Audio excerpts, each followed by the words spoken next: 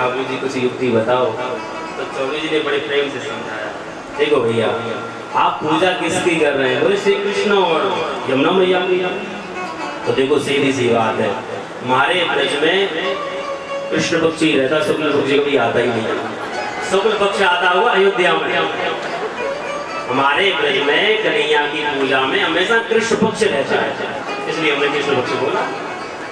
अब रबड़ी पची बोले पाल चची, अब पूजा ऐसे करके पूरी हुई। ठाकुर जी ऐसी युक्ति देते रहते हैं। कहने का तात्पर्य है ये धर्म की और भक्ति की, बैल की और गाय की बातें हो रही हैं।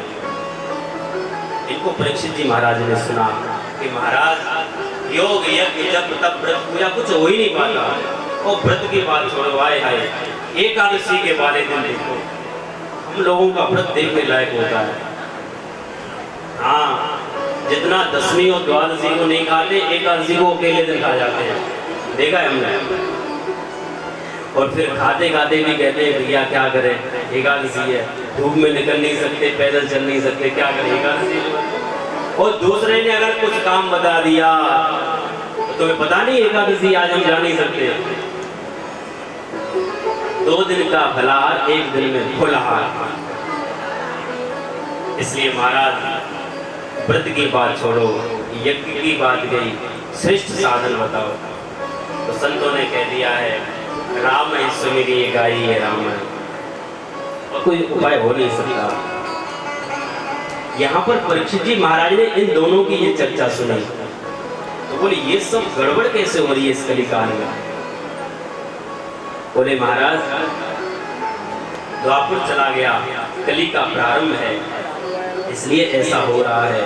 तो दूसरे दिन जब महाराज पुनः देखने के लिए गए हैं, तो एक गाय के पास काला काला व्यक्ति तलवार लेकर के खड़ा है। तुम कौन हो मेरे राज्य में गाय को परेशान करने वाले? उसने कहा महाराज मेरा नाम कलियुग है। तो तुम्हारी हिम्मत कैसे होगी मेरे राज्य में घुसने की और इस गैया को परेशान करने की? बोले महाराज बात ऐसी है, भगवान ने हमको भी बनाया है, तो हम अपना काम कर रहे हैं। तो बोले मेरे राज्य से बाहर हो जाओ। बोले सर्वत्र आप पूरी पृथ्वी के राजा हैं, कहाँ जाएं? कोई स्थान बता दो हम आ जाएंगे। ठीक है, 4 स्थान दिए।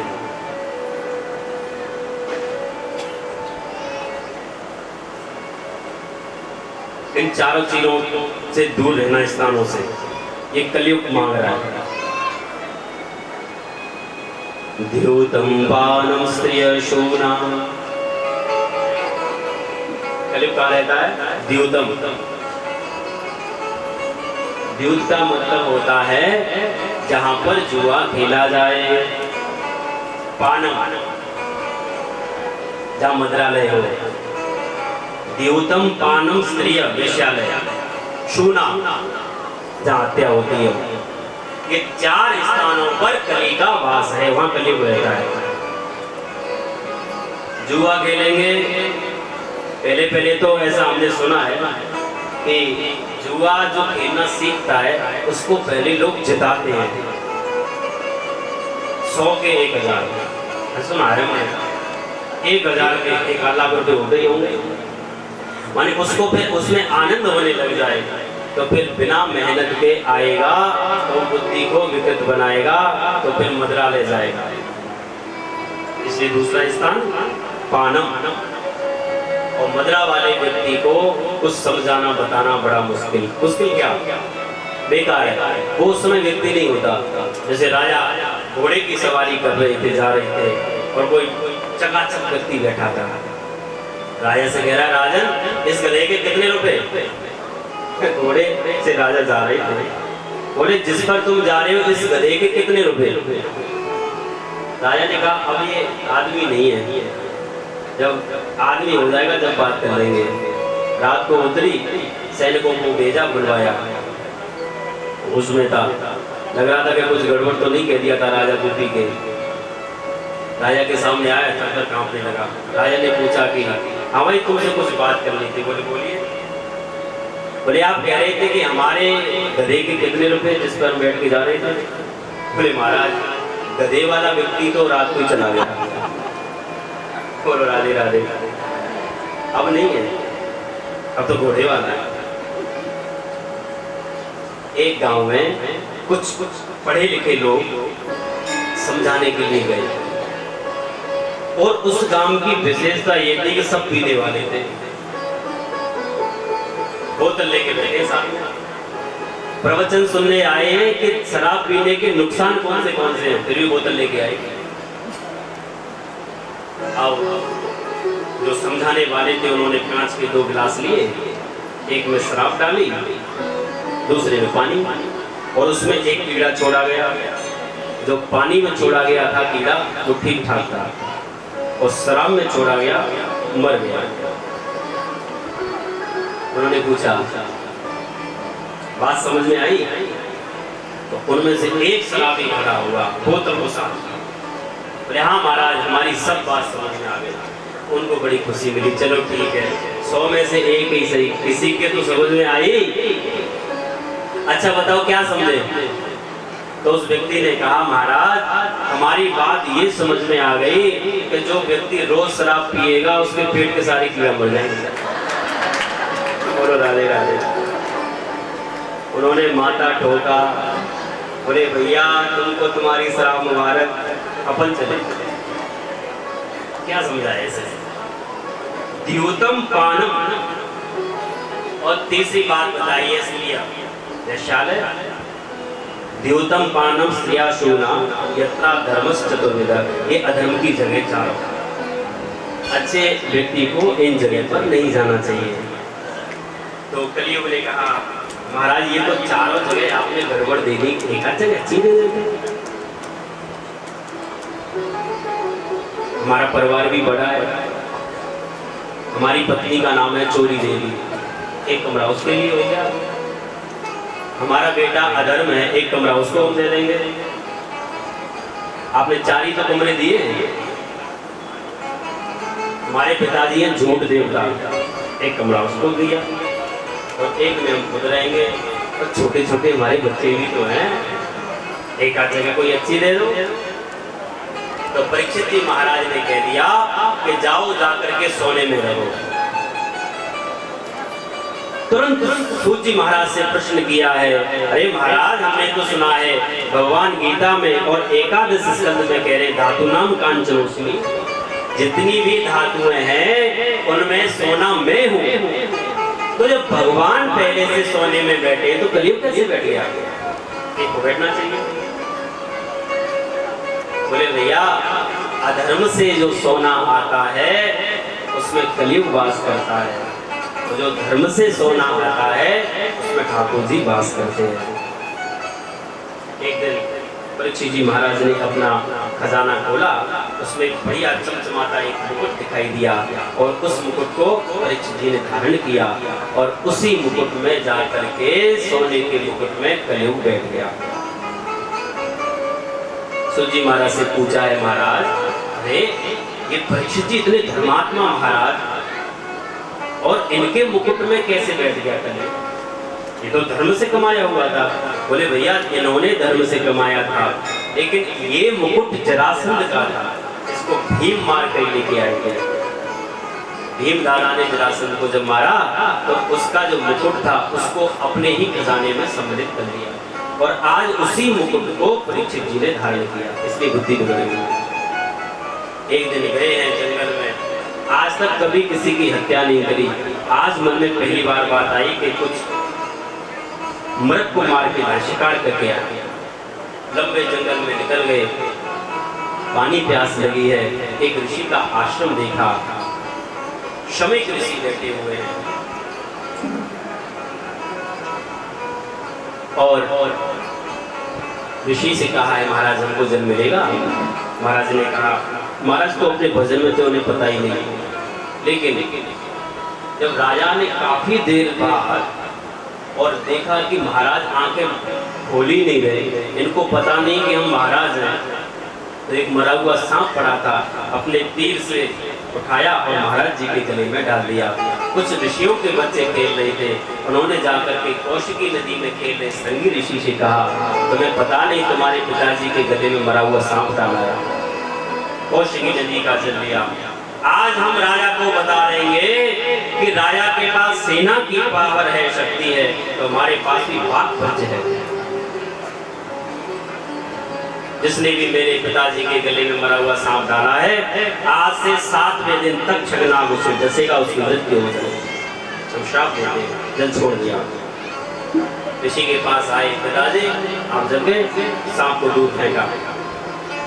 बोले बेटा ये किसने क्या हुआ? बोले कोई बात नहीं, आपके गले में एक राजा आए थे, उन्होंने मरा हुआ सांप डाल दिया। और चिंता मत करो पिताजी, आज हमने भी उनको श्राप दे दिया। पता तो लगे ऋषि की शक्ति कितनी है और एक राजा की शक्ति कितनी है। ऋषि ने कहा बेटा तुमने बहुत गलत किया, हमारे राजा तो बहुत अच्छे हैं। महाराज हमसे तो ये भूल हो गई, कोई बात नहीं। अपने शिष्यों को भेजा राजा के पास और राजा से कहा है महाराज 7 दिन में तुमको दक्षिण नाग डसेगा, तुम्हारी मृत्यु होगी, कुछ उपाय कर लो। परीक्षित जी बड़े प्रसन्न हुए, बोले मैं दुनिया का सबसे भाग्यशाली व्यक्ति हूँ कि मैं 7 दिन से पहले मर नहीं सकता, क्योंकि ऋषि का श्राप मेरी रक्षा करेगा। 7 दिन से पहले अब मुझे कोई मार नहीं सकता। 7वें दिन तक्षक नाग डसेगा, तब मृत्यु होगी। बताओ में से कोई है जो 7 दिन जीवित रहेंगे? कोई गारंटी ले ले। कृष्ण कृतो लोक हितो नृपा आत्मवे संपतः पुंसां श्रोतव्यादिषु या पर। बेटा तेरे पास तो 7 दिन का समय है। अगर तक्षक नाग आ गया होता और तुझे डस भी गया होता, केवल एक क्षण बाकी रह गया होता, चुटकी बजाता तेरा कल्याण कर देता। पर तूने बात कल्याण की नहीं गई है। मरने वाले को क्या करना चाहिए? तो आज से 7 दिन बैठ करके कथा सुनते हैं। बोलो जय श्री कृष्ण। ये मरने वाले के करना क्या चाहिए उसकी क्लास है। सुखदेव जी कह रहे हैं तो अगर मर भी गया होता, चुटकी बजा करके तुझे बिठा देता है। ये शक्ति है हमारी। पर तू पूछ रहा है कि मरने वाले को क्या करना चाहिए, तो सुन ले। आज से 7 दिन तू भी बैठा है, हम नहीं बैठे, देखते कल्याण कैसे होता है। ये तरीका है म्रियमाणस्य से सर्वदा।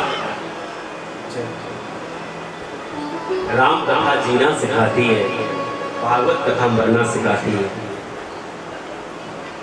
पूज्य भाई श्री के वाक्य हैं, ये मरने की पाठशाला है। पूज्य श्री रमेश भाई हो जाए बहुत अच्छी बात कहते हैं, ये मरने की पाठशाला है, आओ मरना सीखें।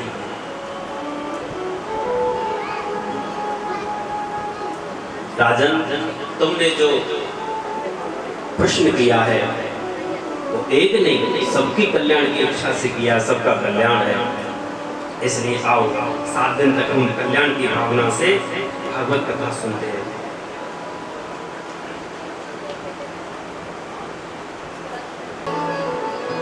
महाराज जी ने कहा ठाकुर जी को देखकर तो हम कथा ही करते हैं। जितने लोग सामने हमारे बैठे हैं, आओ मोरे अंगना मैंने बांध लिया,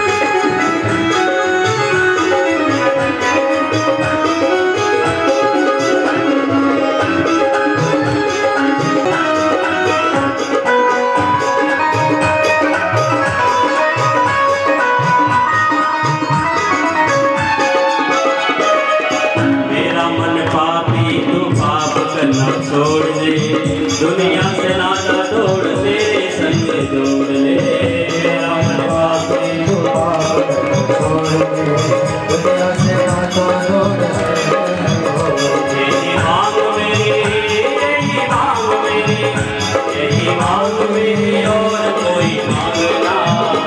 आओ आओ हरि आओ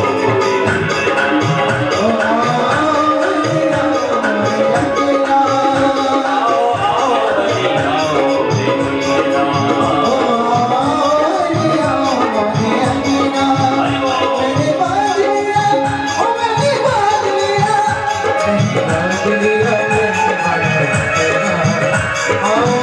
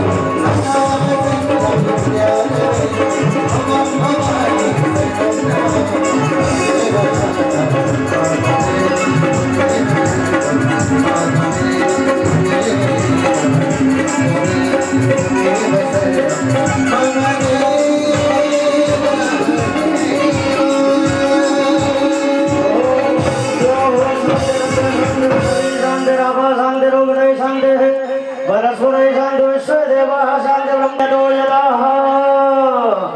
हाथ में पुष्प ले लें पुष्पांजलि के लिए। सन्नाहते हरागम महिमानः सयन्दयत पूर्वे साध्याः सन्ति देवाः। हरि ओम् एकदन्ताय विद्महे वक्रतुण्डाय धीमहि तन्नो दन्ती प्रचोदयात्। हरि ओम् हंसाय विद्महे परम तदमुरुषाय विद्महे महादेवाय धीमहि तन्नो रुद्रः प्रचोदयात्। हरि ओम् नन्दनन्दनाय विद्महे वासुदेवाय धीमहि तन्नो श्रीकृष्णः प्रचोदयात्। हरि विष्णुपत्नी च धीमहि तन्नो श्रीलक्ष्मी प्रचोदयात्। सेवन्तिकावकुलजं भगवाकलब्धे पुन्नागजातिकरवीररसालपुष्पे बिल्वप्रवाल तुलसी धर्मञ्जरीः त्वां पूजयामि जगदीश्वर वे प्रसीदः। नानासुगन्धपुष्पाणि यदक्त्वा ग्रहाणां परमेश्वरः श्रीमद्भागवतः मन्त्रपुष्पाञ्जलिं समर्पयामि।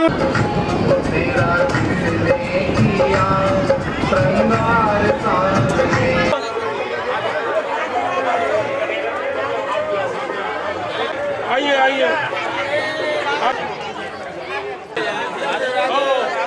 आओ बेंजी आओ बेटे आओ बेंजी आ जाओ बेंजी आ जाओ।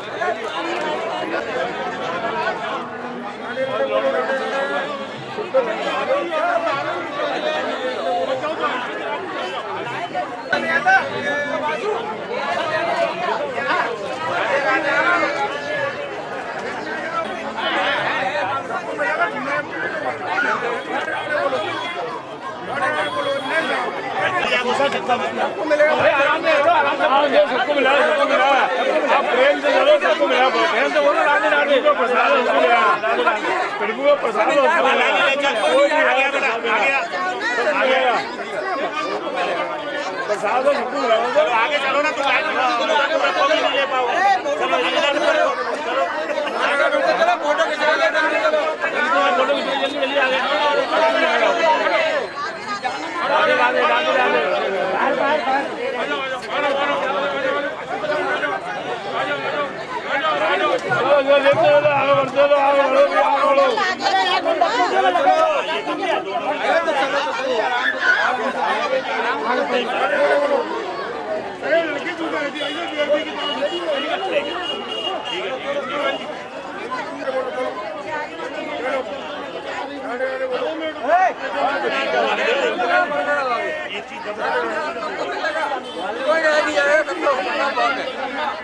प्रसाद की चिंता मत करो, प्रसाद बहुत आपको मिलेगा आपको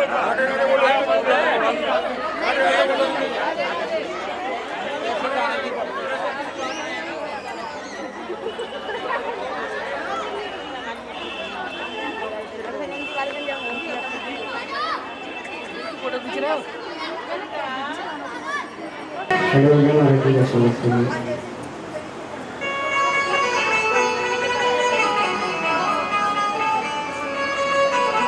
जब मैं हो नहीं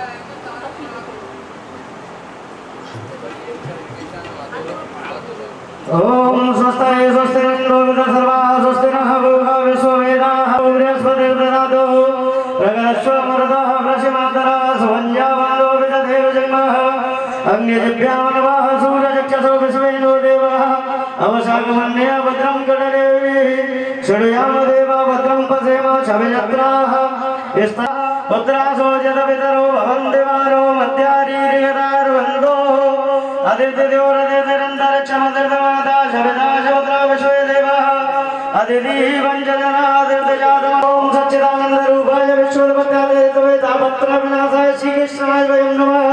भागवत जी पर होली तिलक माला पहनवा दो, माला पहनवा दो। ओम माल्यादीनम सुगंधदीनम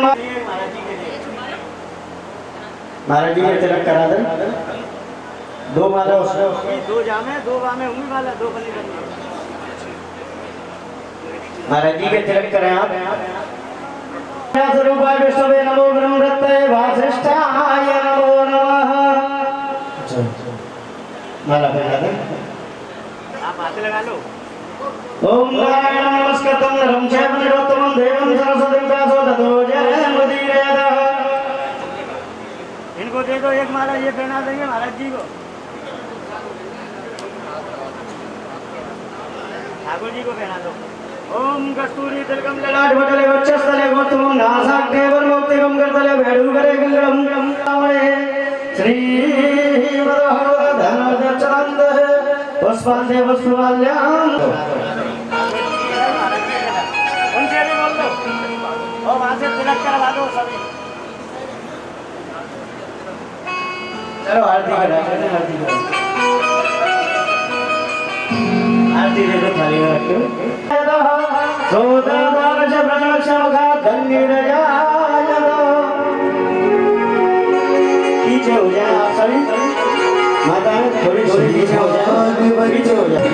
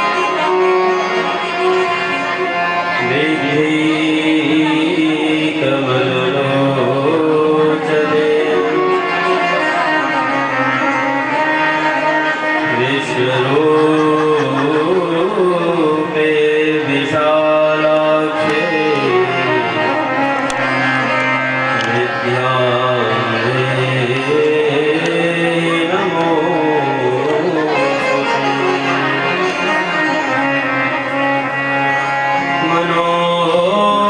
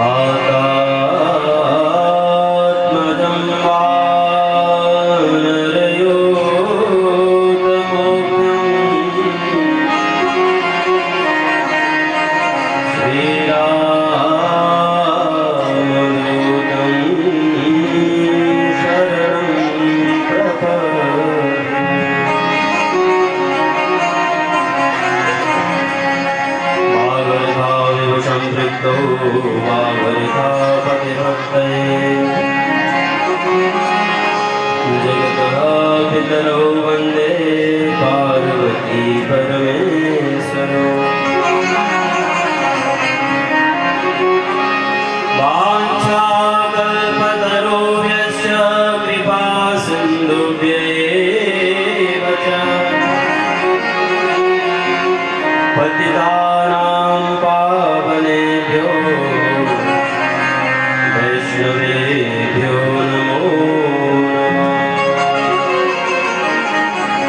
गुरुर्ब्रह्मा गुरुर्विष्णुः गुरुर्देवो महेश्वरः गुरुः साक्षात् परब्रह्म तस्मै श्रीगुरुवे नमः। जय जय श्री राधारमण जय जय नवल किशोर जय गोपी चित चोर प्रभु जय जय माखन चोर। श्रीवृंदावन बिहारी लाल की श्री गोवर्धननाथ की श्री द्वारिकाधीश की और हनुमान जी महाराज की बुद्धि वाले बाबा की श्री यमुना मैया की श्रीमद् भागवत भगवान की श्री सुखदेव भगवान की श्री व्यास भगवान की जय जय श्री राम।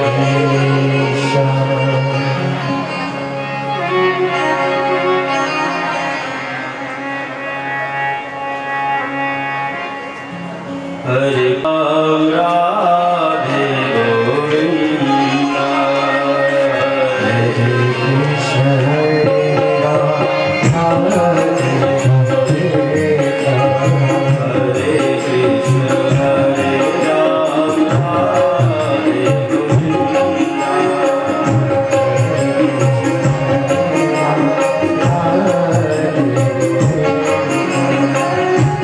राधे गोविंद भजो श्यामा गोविंदा राधे गोविंद भजो श्यामा गोविंदा राधे गोविंद भजो श्यामा गोविंदा राधे गोविंद भजो श्यामा गोविंदा हरे कृष्ण हरे राम राधे गोविंदा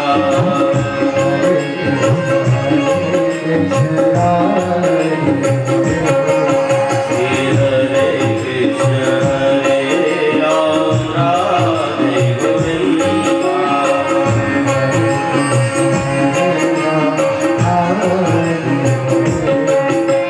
राधे गोविंद भजो श्यामा गोविंदा राधे गोविंद भजो श्यामा गोविंदा राधे गोविंद भजो श्यामा गोविंदा राधे गोविंद भजो श्यामा गोविंदा श्यामा गोविंद भजो राधे गोविंदा श्यामा गोविंद भजो राधे गोविंदा हरे कृष्ण हरे राम राधे गोविंदा हरे कृष्ण हरे राम राधे हरे कृष्ण हरे राम राधे गोविंदा राधे गोविंदा। श्री सद्गुरुदेव भगवान की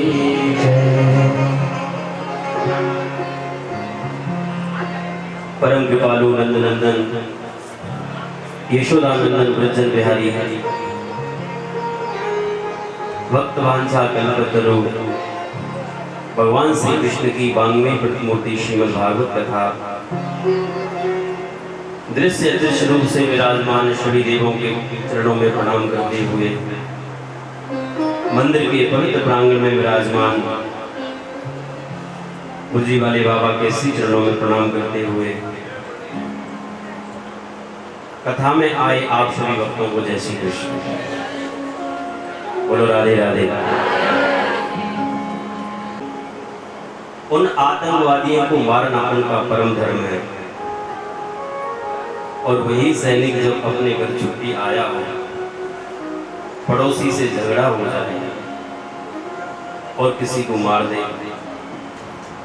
फिर उसको जब पुलिस पकड़ करके ले जाए और वो पुलिस वालों से कहे कि भैया वहां पर हमने 5 आतंकवादियों को मारा तो राष्ट्रपति जी द्वारा हमको इनाम मिला, और यहाँ केवल एक व्यक्ति को मारा है, आप पकड़ के ले जा रहे हैं। बोले वहां पर मारना उसका वो धर्म था। श्रीमद् भागवत में ऐसी कई कथाएं हैं। बलि राजा यदि अपने गुरु की बात मान लेते तो ठाकुर जी का दर्शन नहीं हुआ होता।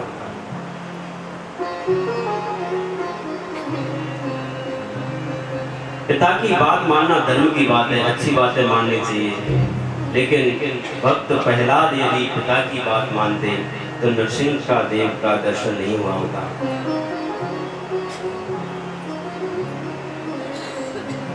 एक गुरु जी के 2 शिष्य, एक ने अपना लक्ष्य बना रखा है कि दुनिया में जितना बने भैया इकट्ठा करो, और दूसरे का लक्ष्य है कि जितना त्याग हो वही सबसे श्रेष्ठ साधन है, धर्म है। गुरुजी ने एक दिन आदेश किया कि जाओ हवन के लिए कुछ सौदा लेकर आनी है। दोनों शिष्य गए। जहां जंगल था उससे पहले एक नदी पार करनी थी। नाव वाला वहां पर केवट मिला, उससे पूछा भैया उस पार हमको जाना है, आप हमें उतारेंगे? बोले हम तो खड़े ही इसलिए हैं, लेकिन महाराज एक आदमी के 10 रुपये लगेंगे। अब जो इकट्ठा करने वाला शिष्य था उसने त्यागी जी से पूछा, बोले गुरु भाई तुम्हारे कुर्ते में तो जेब भी नहीं है, यदि तुम उस पार नहीं गए तो गुरुजी की आज्ञा का पालन करोगे कैसे? और जाओ तो इसके लिए 10 रुपये चाहिए, नदी पार करनी। अब त्यागी जी ने कहा कि भैया हमने तो श्रेष्ठ साधन इसी को समझा है कि त्याग करना चाहिए, लेकिन आज हमारे पास 10 रुपये नहीं है तो इसका मतलब ये नहीं है कि त्याग छोटा हो गया। हमारा धर्म तो आज भी वही कहता है कि त्याग ही श्रेष्ठ है। गुरु भाई थे, मित्रता थी, तो जो इकट्ठा करने वाला था उसने उसके भी 10 रुपये दे दिए, उस पास पहुंच गया। अब संचय करने वाले ने त्यागी से कहा अब तो तुमको ये बात माननी पड़ेगी कि दुनिया में श्रेष्ठ यदि कोई साधन है इकट्ठा कर लो। त्यागी जी ने कहा भैया तुमने हमारे 10 रुपये उसको दे दिए, हमारे धर्म को तो नहीं खरीद लिया। हमारा धर्म आज भी वही कहता है कि त्याग ही श्रेष्ठ है। बोले कोई प्रमाण है आपके पास? बोले हाँ। बड़ी अच्छी बात कही। वो 10 रुपये जब तक हमारी जेब में थे तो हम उस पार खड़े थे, और हमारी जेब से निकल के उस केवट की जेब में जब 10 रुपये पहुंचे तो हम इस पार आ गए। प्रेम से बोलो राधे राधे। कुछ चीजों को हम जब तक ज्यादा इकट्ठा करने का प्रयास करते रहते हैं, हम यही 84 लाख योनियों के चक्कर में रहते हैं। और क्या इकट्ठा करना है ये यदि कर लेते हैं, ठाकुर जी की गोद में बैठ जाते हैं। भागवत कथा, महापुरुषों के वचन हमको ये सिखाते हैं कि कौन सी वस्तु हमको इकट्ठी करनी चाहिए।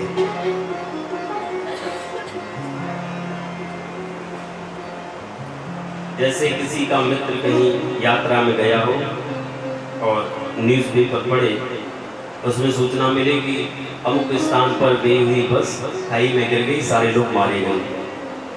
तुरंत फोन करेगा, पूछेगा कहीं ऐसा तो नहीं है वही बस हो, शायद कि मेरा मित्र गया था या मेरा कोई घर का व्यक्ति गया था।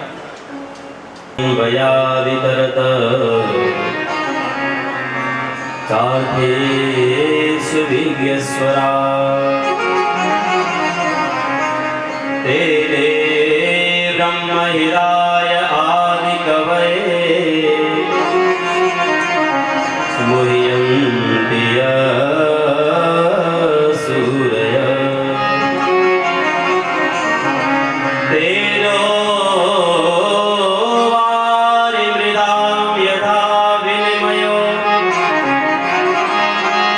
यत्र त्रिशर्गो मृषा भावना स्वेन सदा निरस्तकुहकम् सत्यं परं धीमहि।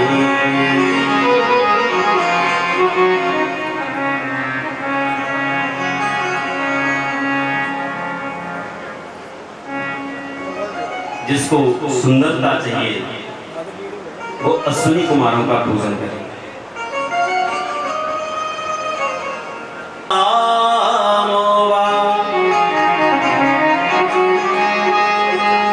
मोक्ष काम उदारधि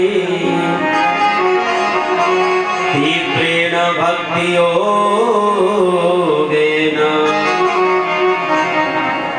यदि पुरुषं परम। महाराज ये बताइए, जिसको ये सब कुछ चाहिए और अंत में मोक्ष प्राप्त हो जाए, ऐसी कोई पूजा है आपके पास? सूत जी महाराज प्रसन्न हुए हैं और यही प्रश्न किया है परीक्षित जी महाराज ने सुखदेव भगवान के लिए। मन गदगद हो गया। बोले ऐसे तो भैया केवल नारायण प्रभु हैं, केवल नारायण की शरण ले लो, बाकी सबकी पूजा उसी में हो गई। इसका मतलब ये नहीं है कि जो शंकर भगवान को मानते हो हैं वो ये समझे कि हमारे इष्ट देवता छोटे हो गए। ठाकुर जी में किसी में कोई भेद नहीं है।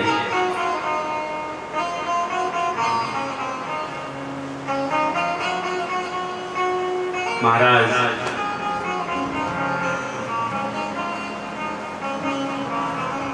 नारद जी कह रहे हैं, एक पूज्य पिताश्री लिए जाते, 4 बेटे हैं 4 बहुएं हैं, बेटी कोई थी नहीं। राधा रानी से कहा किशोरी जी कृपा करती तो बेटी शायद हमको भी प्राप्त हो जाती। तो किशोरी जी ने कहा कि कोई बात नहीं, हमको बेटी बना लो। बाबा तो प्रसन्न हो गए, अच्छी बात है। नित्य जाते पूछते किशोरी जी ठीक ठाक सब बढ़िया चल रहा है? राधा रानी सब ला करके बता देती, बोले हाँ बाबा बिल्कुल ठीक है। एक दिन चारों बहुओं ने कहा अपने ससुर जी को, बोले पिताजी हमको चूड़ी पहननी है और आप जहाँ पर दुकान पर जिस पर बैठते हैं उसके ठीक बराबर में चूड़ी वाला रहता है, कृपा करके आप उसको भेजिए। चूड़ी वाला आया, चारों बहुओं ने चूड़ी पहनी। राधा रानी को भी लगा कि बहुत दिन हो गए किसी भक्त ने चूड़ी नहीं पहनाई। किशोरी जी भी आई है क्योंकि हम तो अपने पिताजी के चूड़ी पहनने जा रहे हैं। एक छोटी सी बेटी का रूप बनाया। कितने रुपए हुए? उसने कितने भी रुपए, 100, 200, 500 जितने होते हैं पता ही। बोले महाराज 4 बहुओं के साथ एक बेटी भी थी, 5 ने पहनी है। बोले हमारे घर तो कोई बेटी नहीं है और हमारे घर इस समय की बात छोड़ो कोई रिश्तेदार भी नहीं आया होगा। बोले महाराज आपको पैसे न देने हो तो कोई बात नहीं, लेकिन हमने 4 बहुओं को और एक कन्या को चूड़ी पहनाई है। संत ने कहा मैं अपने बहुओं से पूछ लूं? बोले बिल्कुल। सीधे घर आई, पूछा, बोले पिताजी हाँ ये कन्या आई तो थी, हम उसको जानते नहीं। उसने कहा हमको चूड़ी पहननी है, तो उसने भी चूड़ी पहन ली। और विचार बनाया कि ये कन्या आई कहाँ से, आज तक हमने कभी पहले बरसाने में देखा नहीं। संध्या काल जब आरती का दर्शन करने के लिए किशोरी जी के यहाँ गए तो राधा रानी के आंखों में आंसू थे। पूछा लाली हम तो रोज पूछने आते हैं सब ठीक ठाक चल रहा है? बोले हाँ सब ठीक है। बोले आप रो क्यों रही हैं? किशोरी जी कह रही हैं पिताजी बात ऐसी है, आपने हमको बेटी तो मान लिया, लेकिन जब 10-20 रुपए देने के लिए बात आई तो आप हमको भूल गए। बोले नहीं ऐसा नहीं हो सकता। हमने सोचा आज अपने पिताजी के यहाँ हमें चूड़ी पहने जाएं। जब वो बार बार चूड़ी पहनाने वाला कह रहा है कि चूड़ी हमने कन्या को पहनाई, लेकिन आपको हमारा स्मरण नहीं हुआ, आप हमको भूल गए। बस उन वक्त ने सोचा किशोरी जी ने मेरे ऊपर इतनी बड़ी कृपा करी है। कहाँ बैठे थे हम? हमारा हृदय जितना शुद्ध पवित्र होता है, ठाकुर जी कहते हैं भैया एक पग तू आगे तो बढ़ा, 1000 कदम बढ़ाने के लिए मैं तैयार हूँ। गिरिराज जी ने प्रतिज्ञा लिखी है दान घाटी मंदिर पर, यहाँ से परिक्रमा शुरू करते हैं, सबसे पहली प्रतिज्ञा लिखी है गिरिराज जी की, तू मेरी तरफ पैर बढ़ा के तो देख, 1000 पैर कदम मैं तेरी तरफ बढ़ाता हूँ। पर भले आदमी तो तैयार ही नहीं है, तुझे खुद विश्वास नहीं है। चलो 2 मिनट बरसाने हुआ है, बोलो राधे राधे। मीठे रस से भरोड़ी राधा रानी लागे, महारानी लागे, मन खारो खारो यमुना जी को पानी लागे। मीठे रस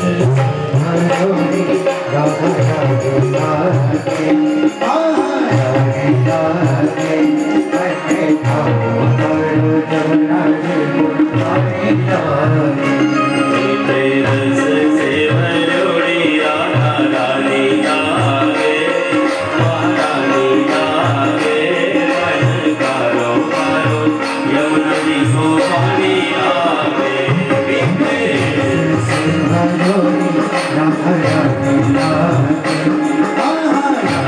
Ram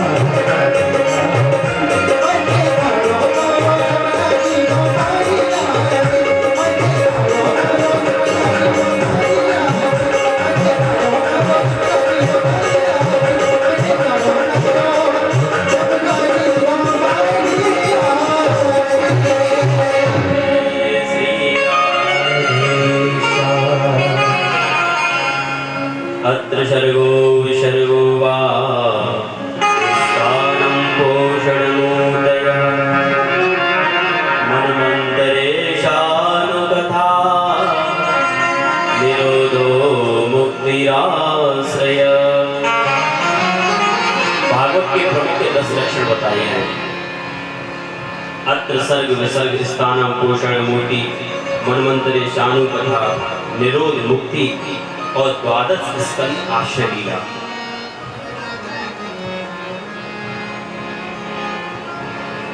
तीसरे अध्याय के स्कंद के प्रवेश में विदुर जी की और उद्धव जी की भेंट हुई। भगवान श्री कृष्ण ने अपने परम लाडले भक्त विदुर जी के लिए उद्धव जी से कहा, बोले जो मेरा ज्ञान है उस ज्ञान को मेरे भक्त विदुर को श्रवण करा देगा। विदुर जी ने कहा ठाकुर जी कहाँ गए? बोले धाम प्रस्थान हो गया। पूरी कथा का श्रवण कराया है। बोले मैंने सुना तो सही, हृदयस्थ नहीं हुई, प्रभु एक बार और सुनाइए। तो उद्धव जी महाराज ने कहा कि हृदयस्थ कथा तब होगी किसी महापुरुष के दूसरी मुख से सुनो। मुझे तो नहीं लगता कि आपसे बड़ा कोई महापुरुष है। बोले हाँ, हमसे भी बड़ी महापुरुष है। हरिद्वार में इस समय निवास कर रहे श्री मैत्री जी महाराज। विदुर जी महाराज आए हैं मैत्री जी के पास। मैत्री जी से प्रश्न किया है कि हमको उद्धव जी ने कहा आपसे ज्ञान प्राप्त करने के लिए। तो मैत्री भगवान ने पुनः श्रीमद् भागवत कथा श्रवण कराई श्री विदुर जी महाराज को। अभी कथा कई जगह शुरू हो गई है।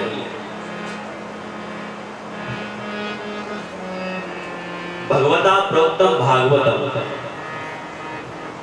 भगवान नारायण सुना रहे हैं ब्रह्मा जी को और ब्रह्मा जी सुना रहे नारद जी को। नारद जी श्रवण करा रहे श्री वेद व्यास जी को और वेद व्यास जी श्रवण करा रहे श्री भगवान सुखदेव जी को और उसी कथा को भगवान सुखदेव श्रवण करा रहे परीक्षित जी को। नैमिषारण्य में सूत जी महाराज श्रवण करा रहे सौनकादि ऋषियों को और इसी कथा को हरिद्वार में सनक सनंदन सनातन सनत कुमार सुना रहे श्री नारद जी और भक्ति माता को। और अब एक जगह और कथा प्रारंभ हो रही है। श्री मैत्री जी महाराज सुना रहे श्री विदुर जी को और सबसे प्रमुख के बाद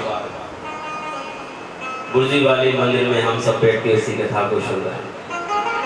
बोलो राधे राधे।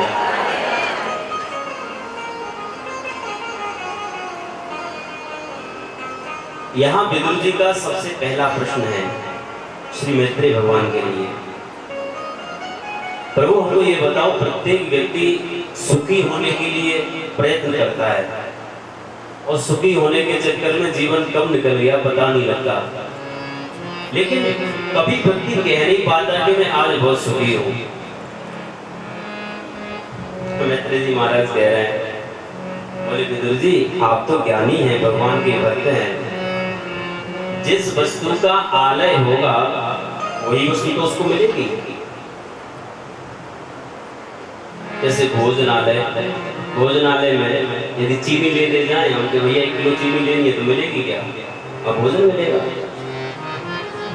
विद्यालय में हम कहेंगे ट्रैक्टर खरीदना है तो विद्यालय में ट्रैक्टर थोड़ी ना मिलता है, वो एजेंसी में मिलेगा। विद्यालय में विद्या मिलती है, भोजनालय में भोजन मिलता है। इसी प्रकार ये संसार सारा दुखालय है, इसमें दुख मिलते हैं। जैसे किसी ने पूरे सफेद कपड़े पहने हों और किसी कोयले की खान में जाए, कहां तक बचेगा? कहीं तो उसको स्पर्श, कहीं तो उसको दाग लगेगा। इसी प्रकार से ये संसार है। हम प्रयास भले ही करते हैं लेकिन दुख तो फिर भी मिलता ही है। लेकिन जो ठाकुर जी की शरण में रहता है दुख मिले लेकिन उसको अनुभव नहीं होता। उससे जब देखो जब मुस्कुराता मिलेगा, जब देखो उससे पूछा भी जाए भैया चैन में, बोले मेरे से ज्यादा आनंद में कोई नहीं है। सुदामा जी महाराज कई दिन भूखे रहते और उनका चेहरा देखा, कारण हृदय में आनंद लोटपोट रहा।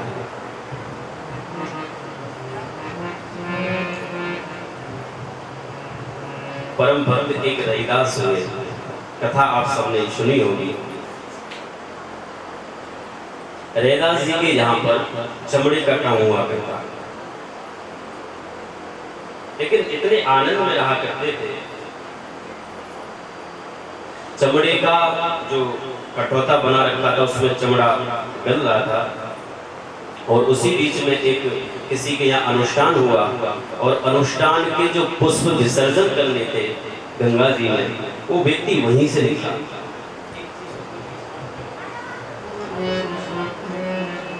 बोलो राधे राधे।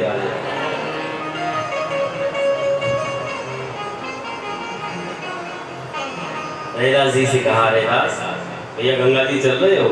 रैदास ने कहा नहीं, आप हमारी राम राम कह देना गंगा जी को। और उस कठौते में से एक पुष्प लिया, और जो विसर्जन करने जा रहे थे उनके हाथ में देते हुए कह रहे हैं कि गंगा जी में ये पुष्प हमारा विसर्जन कर देना।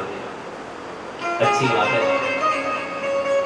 वो भक्त ने सारे अपने पुष्प विसर्जित किए, और रैदास के द्वारा मिला हुआ पुष्प भी गंगा जी में छोड़ा।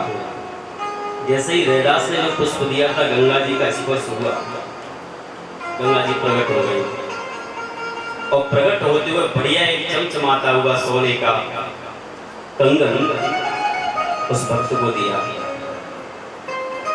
देखा कमाल की बात है, अनुष्ठान हमने 15 दिन का किया, और गंगा जी ने एक अंगूठी भी नहीं दी, और चमड़े में से इतनी अपवित्र वस्तु है, और चमड़े में से निकाल के एक पुष्प दिया, आपने बढ़िया वाला एक कंगन दे दिया। गंगा जी ने कह दिया कि जाओ मेरे भक्त रैदास को दे देना। लेके आ रहे थे तो मन में विचार आया कि इसकी कीमत पता नहीं कितने लाख करोड़ों में होगी। और रैदास को इस बात की तो पता नहीं कि गंगा जी ने क्या दिया, इसलिए इसके मालिक हमें लोग आया। और उसी समय राजस्थान के राजा थे मीराबाई के पति। महाराज से कहा, महाराज आपके लिए हम एक कंगन लेके आए हैं, और जो स्वर्णकार आपके राज्य में रहते हो उनसे पूछ करके बताओ कि इसकी कीमत कितनी है। राजा ने उस कंगन को लिया, स्वर्णकार से पूछा, जो धनराशि बताई उससे भी ज्यादा राजा ने दे दी, और उस कंगन को लेकर के मीराबाई को दिया। और मीराबाई के तो बस एक ही काम है, ठाकुर जी की नित्य सेवा पूजा। मेरे तो गिरधर गोपाल तू सर्वन कोई। कंगन मिला, ठाकुर जी को पहना दिया। लेकिन मन में विचार आया कि ये कंगन तो दोनों हाथों में होना चाहिए। अब ठाकुर जी का एक हाथ में कंगन, दूसरा खाली। पति से आज पहली बार कुछ मांग रही है, उससे पहले उनको पता ही नहीं कि मेरा पति है, क्योंकि उन्होंने अपने पति ठाकुर जी बना रखे हैं। बोले पति देव, जहाँ से इस कंगन को आप लाए हैं, एक कंगन हमको और चाहिए। प्रसन्न हो गए राजा, बोले कुछ मांगा, पहली बार कुछ मेरे से बोली तो सही। उसी व्यक्ति को बुलवाया जिसने वो कंगन उनको लाके दिया। व्यक्ति आया, बात रखी राजा ने, बोले भैया तुमने जहाँ ये कंगन बनवाया या कहीं से खरीदा, वो कंगन हमको एक और चाहिए, उससे भी हम ज्यादा कीमत आपको उसकी धनराशि देंगे। उसने कहा महाराज कंगन मिलना असंभव बात है। क्यों? बोले वो कंगन साधारण नहीं था, वो गंगा जी ने कंगन हमें दिया। बोले गंगा जी ने जैसे दिया था वैसे दोबारा से मांग लो। तो बोले वो वस्तु हमने डाली इसलिए गंगा जी ने नहीं दिया। एक भक्त आपके राज्य में रहा करते हैं, नाम है रैदास।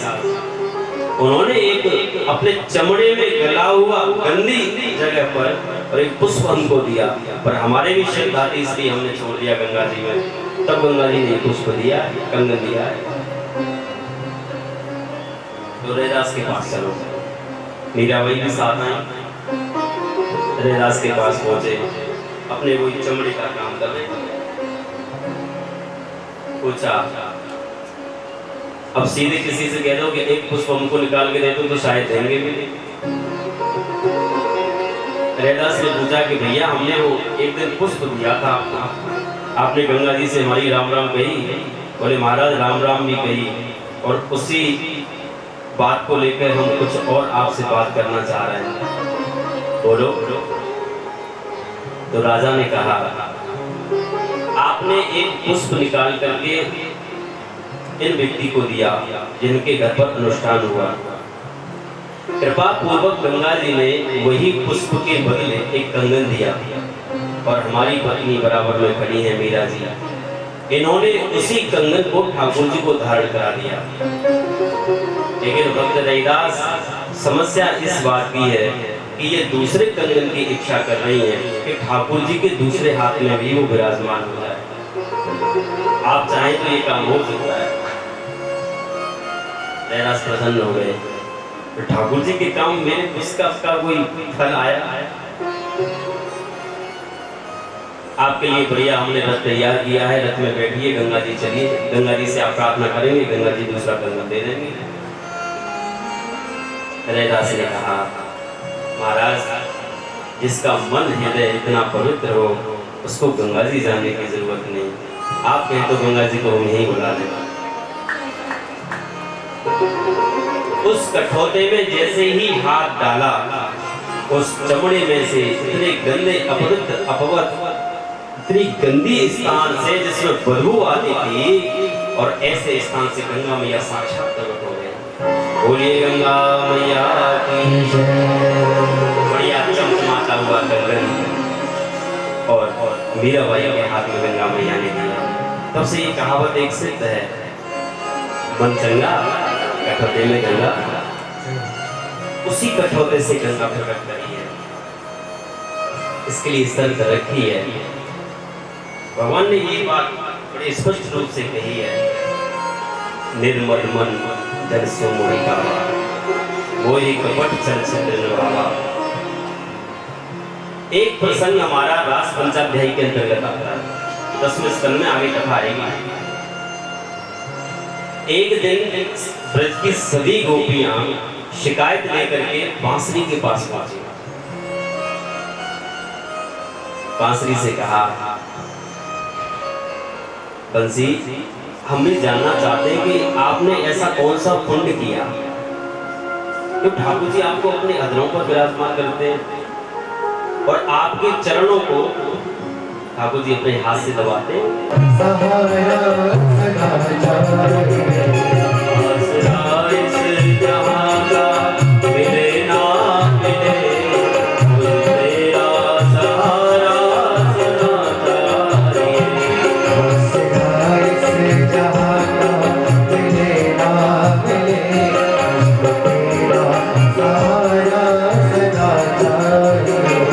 जानता रे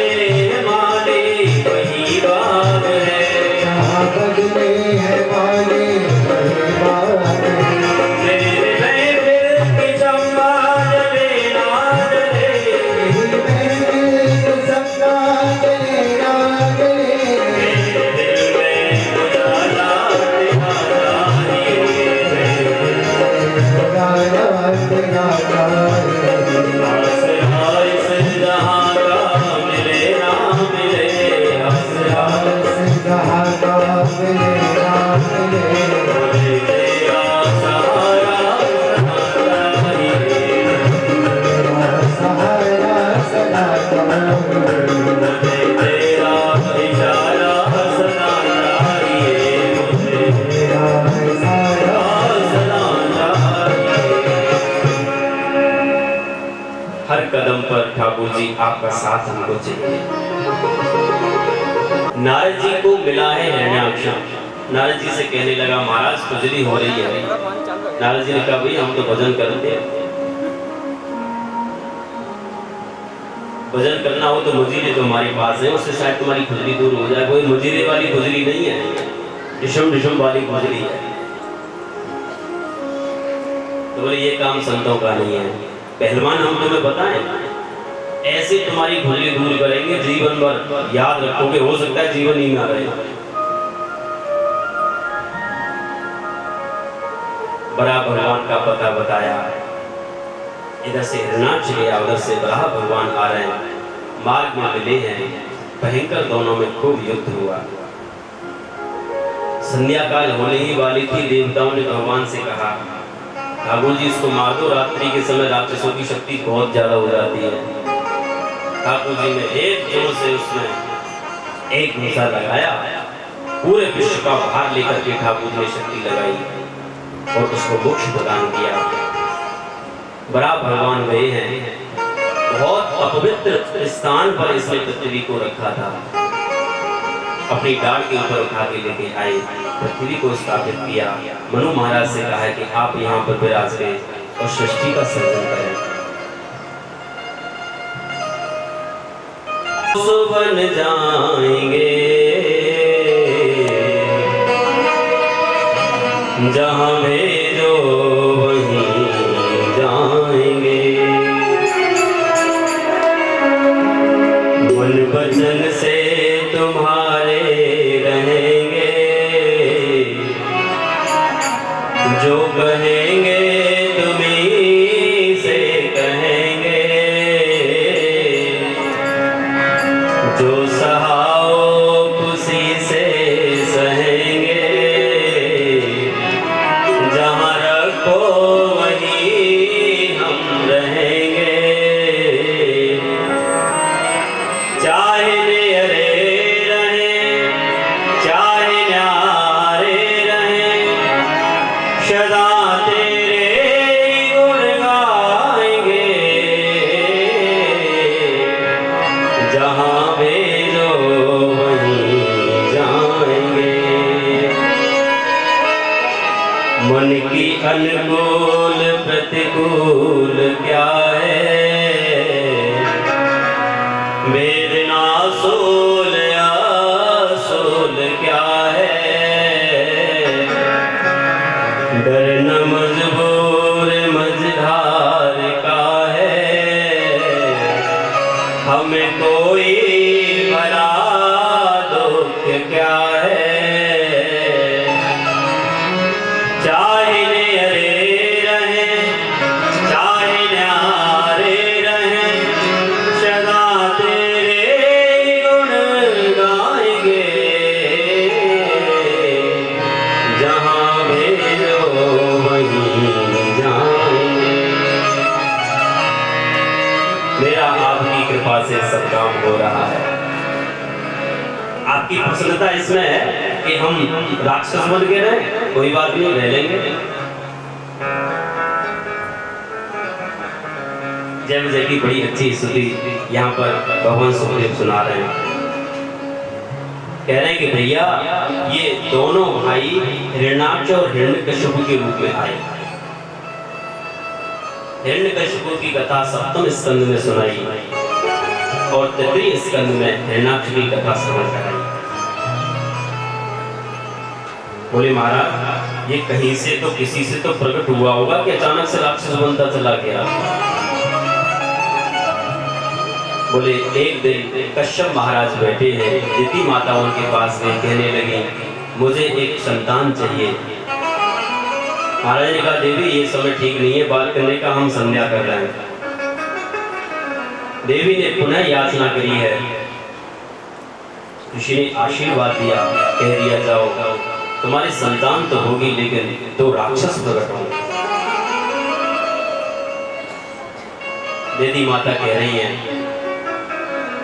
राक्षस प्रकट हो जाए कोई बात नहीं, लेकिन कहीं ब्राह्मणों का अपमान तो नहीं करेंगे। दिति माता कह रही है, बोले महाराज यदि इंद्र नाराज हो जाएं, वज्र से किसी को नष्ट कर दें, वो यदि भक्ति कर ले सिद्ध हो सकता है। ब्रह्मा जी नाराज हो जाएं, कोई श्राप दे दे, जला दे, राख कर दे, लेकिन वो व्यक्ति भी भक्ति कर ले, उसके नाम से भी यज्ञ हो जाए तो उसका भी कल्याण हो सकता है। भगवान नारायण के सुदर्शन से कोई नष्ट हो जाए और नष्ट हुए व्यक्ति के नाम से भी कथा श्रवण कर ली जाए, उसका भी कल्याण संभव है। लेकिन न ब्रह्मदंड दत्तस्य,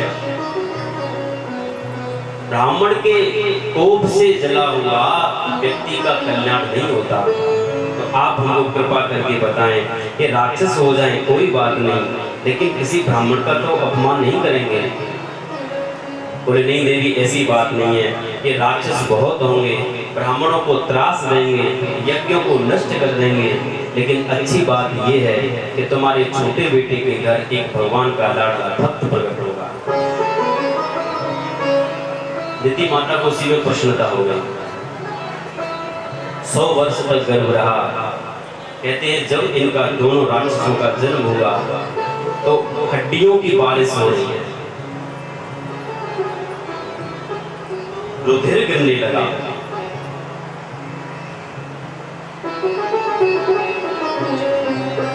ब्राह्मणों ने वेद मंत्रों का उच्चारण शुरू किया तो वेद मंत्रों का उच्चारण करते उनके सामने मांस के चिथड़े गिरने लगे। भागवत जी में लिखा हुआ है कि सारे यज्ञ बंद हो गए, इतने दुष्ट प्रकट हुए। सुखदेव भगवान ने कहा राजन ये जो बड़े वाला है उसी का नाम हिरण्याक्ष है, इसका वराह भगवान ने कल्याण किया। वाद सेवनम अर्चनम वंदनम दास्यम सख्यम आत्मनिवेदनम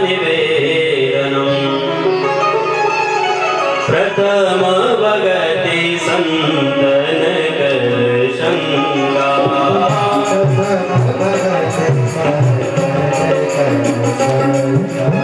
प्रथम भगति संतन शंगा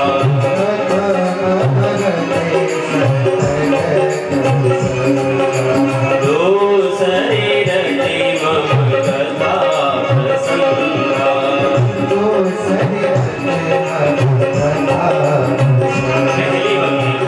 एक विचारणीय यहाँ ये बात है कि पहली भक्ति हमारे यदि हाथ लग जाए तो 8 बाकी की अपने पास में क्या पा जाती है। प्रथम भक्ति संतन कर देना, संतों का संग करेंगे तो दूसरी गति में कथा प्रसंगा। संतों के पास रहेंगे तो कथा तो सुनेंगे, इसलिए अपने पास आ गए। और इसी बात को पहला जी कह रहे हैं श्रवणम कीर्तनम विष्णु स्मरणम पाद सेवनम अर्चनम वंदनम दास्यम शक्यम आत्मनिवेदनम।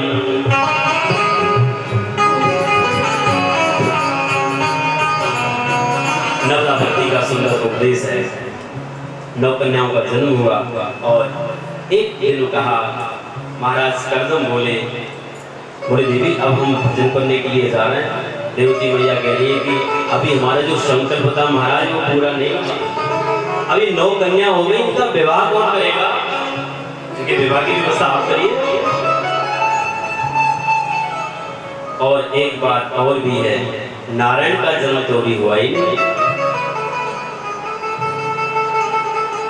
ठाकुर जी की अर्चन पूजन करी है, पूजा करने के बाद स्वयं साक्षात देवती माता के गर्भ में कपिल भगवान पधारे।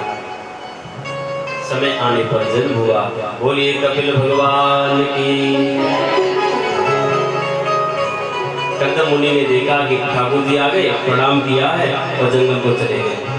परीक्षित जी पूछ रहे कमाल की बात है, अरे भगवान जब घर में आ गए तो किसका भजन करने जा रहे हैं? कभी कभी हमको इस बात का भी अहंकार हो जाता है कि हम भक्त हैं। बोलो जैसे कृष्ण। ठाकुर जी कहते हैं जो मेरे धाम में आता है तो सबसे पहले मैं उसके पुण्यों को नष्ट करता हूँ। बात थोड़ी आश्चर्य की है लेकिन सत्य है। बोले महाराज पुण्य के लिए तो दुनिया भाग रही है। हाँ ये बात तो ठीक रहती है कि ठाकुर जी पापों को नष्ट कर देते हैं, पुण्य नष्ट करता हूँ।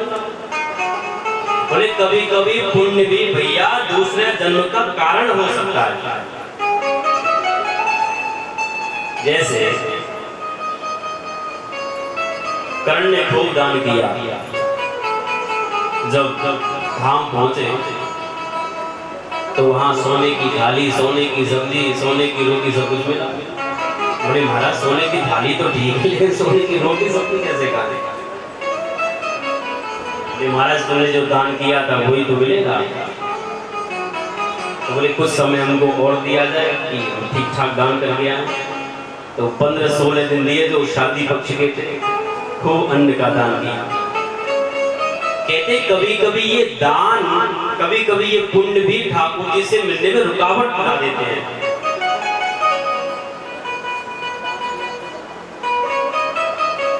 भक्ति की जो श्रेणी है वो नियम से भी बहुत ऊपर है। ठाकुर जी ने कितने नियमों को, प्रतिज्ञाओं को नहीं तोड़ा। ठाकुर जी कहते हैं भैया मैं पूजा करता हूँ, ये किसी को अभिमान हो जाए वो जस्ती नहीं, हमको बात अच्छी नहीं लगती, इसलिए सबसे पहले पुण्य नष्ट करता हूँ। और पाप की तो कोई समस्या है ही नहीं। अरे पाप नष्ट करने की कोई समस्या है नहीं। क्यों? कलौ केशव कीर्तना, कलयुग केवल नाम आधारा, सुमिर सुमिर नृपुत नहीं पारा, कलौ नास्तेव नास्तेव नास्तेव गत रंग था। नाम लिया नहीं कि पाप कटे नहीं, तो पाप की तो समस्या ही नहीं, तो समस्या पुण्य लाता है। ठाकुर जी कहते हैं हम जीरो बनाते हैं, पुण्य भी नष्ट किए और पाप भी नष्ट किए। इसलिए ऋषि गए हैं भजन करने के लिए। कहीं मुझे ऐसा न लगे कि ये तो साक्षात ठाकुर जी हैं, मेरा बेटा है, मेरा बेटा, ये मेरा शब्द लग गया गड़बड़ हो जाएगा, इसलिए भजन करने के लिए चले गए। देवती माता ने बढ़िया सुंदर आसन पर बिठाया और पूछा, सबसे पहला प्रश्न कर देंगे मैया, असद इंद्रिय दर्शना। ध्यान से सुनना, बहुत अच्छी बात कही भैया ने। हे ठाकुर जी,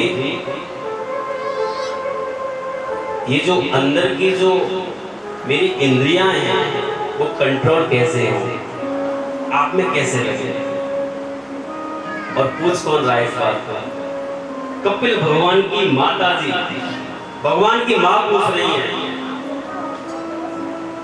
कोई साधारण व्यक्ति पूछ लेगी ये इंद्रियां इधर उधर भागती है, कोई उपाय है तो कोई बात नहीं, भाग सकती है। लेकिन जिनके गर्भ से ठाकुर नारायण जी प्रकट हुए वो पूछ रही है, असद इंद्रिय दर्शना। ठाकुर जी कोई तो इसका उपाय होगा।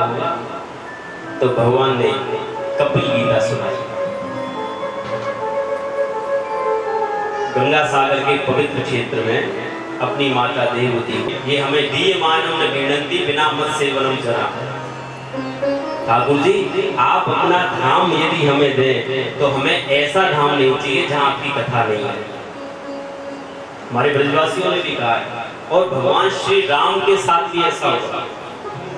त्रेता युग की घटना है, राम जी जब अपनी लीला को संवर्ण करके धाम गमन कर रहे हैं, उस समय सभी अयोध्या वासियों को साथ में राम जी ने लिया। सब जाने लगे, हनुमान जी दूर खड़े हैं। हनुमान जी से पूछा, हनुमान जी तुमको क्या हमारे साथ धाम में नहीं जाना? हनुमान जी कह रहे हम चलते तो सही, लेकिन हमने सुना है कि आपकी कथा तो यही है। हम चलेंगे, लेकिन आप ये बताओ आपकी कथा क्या आपके वैकुंठ में मिलेगी? राम जी कह रहे हैं हनुमान जी को, हनुमान जी ये व्यवस्था तो मृत्यु लोक में है,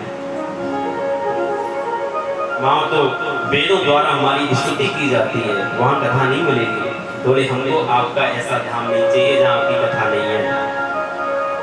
हमारे ब्रजवासियों ने एक बार कहा कन्हैया को, बोले गोपाल आपने कई ऐसे कार्य कर दिए, हमें लगता है तू भगवान तो नहीं है। 6 दिन का था, पूतना को मार दिया, बकासुर, अगासुर, तृणावर्त आदि कितने राक्षसों को मारा, इतना भयंकर तुम्हारा मामा राक्षस एक घूसे में उसका काम तमाम कर दिया, तो कहीं भगवान तो नहीं है। भगवान ने कह दिया कि बहुत दिनों से पूछते हैं, हाँ ठीक है हम भगवान हैं। अब ब्रजवासी कह रहे हैं लाला अगर तू भगवान है तो अपना धाम का दर्शन करा। ठाकुर जी ने कहा कि आंखें बंद कर दो। जो वृंदावन में रंग जी का मंदिर है और रंग जी के मंदिर में जो तालाब है अंदर, उस तालाब में डुबकी लगवाई और सीधे पहुंचे बैकुंठ में। सब चतुर्भुज स्वरूप में खड़े हुए भगवान के वेदों द्वारा स्तुति कर रहे हैं। नंद बाबा आदि सबने पूछा कि लाला नहीं दिख रहा, लाला कहाँ गया? भगवान के सखाओं ने पूछा यहाँ हमारा श्री कृष्ण नहीं दिखाई दे रहा, कहाँ गया? तो भगवान की जो द्वारपाल है उन्होंने कहा कि महाराज यहाँ श्री कृष्ण नहीं, यहाँ नारायण बैठे हैं। बोले भैया हमें तो लाला से मिलना है। बोले लाला तो वृंदावन में रह गया। नंद बाबा ने श्री कृष्ण कहते हुए आवाज लगाई, बोले लाला हमें ऐसा कोई तेरा बैकुंठ नहीं चाहिए जिसमें हम तेरे से बात ही न कर पाए। भोलेनाथ कह रहे नहीं देवी, हमको जानबूझ के नहीं बुलाया गया। इतने में इंद्र का इंद्राणी के साथ में विमान निकला। हेलो राधे राधे। सती ने ऊपर देखा, अच्छा महाराज कहाँ जा रहे हैं? मुझे आप नहीं जा रही हैं, आपको तो पहले से वहां पहुंचना चाहिए था, आपके पिताजी के इतना बढ़िया यज्ञ हो रहा है। ऐसे हमारे भी कभी कभी पड़ोसी होते हैं कि हमारी किसी रिश्तेदार से खटक जाए तो पड़ोसी हमसे जरूर पूछेगा